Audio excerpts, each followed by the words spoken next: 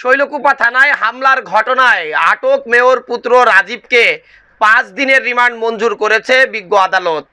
ঝিনাইদহের শৈলকুপা থানায় হামলার অভিযোগে আটক শৈলকুপা পৌর আওয়ামী লীগের সভাপতি ও পৌরসভার মেয়র পুত্র কাজী রাজীবের 5 দিনের রিমান্ড মঞ্জুর করেছে আদালত। শুক্রবার 28 জুন বিকালে মামলা শুনানি শেষে ঝিনাইদহের শৈলকুপা আমলি আদালত এ রিমান্ড মঞ্জুর করেন। এর আগে গতকাল বৃহস্পতিবার বিকালে থানায় হামলার মদদ দেওয়ার অভিযোগে স্থানীয় পৌরসভার মেয়র ও পৌর আওয়ামী লীগের সভাপতি আশরাফুল আজমের ছেলে কাজী রাজীবকে গ্রেপ্তার করে জেলা গোয়েন্দা পুলিশ ডিবি।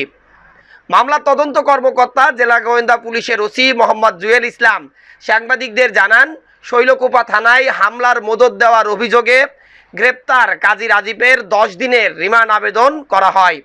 তবে উভয় পক্ষের শুনানি শেষে আদালত 5 দিনের রিমান্ড মঞ্জুর করেছেন। এর আগে গত 9 জুন ঝিনাইদহের শৈলকুপায় থানা ঘেরাও করে আসামি ছিনতাইয়ের চেষ্টা করে স্থানীয় কয়েকশো নেতাকর্মীরা। এ সময় স্থানীয় নেতাকর্মীরা থানায় হামলা করে এবং ভাঙচুর চালায়। এ সময় পুলিশও পরিস্থিতি নিয়ন্ত্রণ আনার জন্য রাবার বুলেট নিক্ষেপ করে। এ সময় পুলিশ সহ অন্ততপক্ষে 30 জন আহত হয়। এই ঘটনায় 114 জনের নাম উল্লেখ করে অজ্ঞাত 500 জনের নামে শৈলকুপা থানায় একটি মামলা দায়ের করা হয়।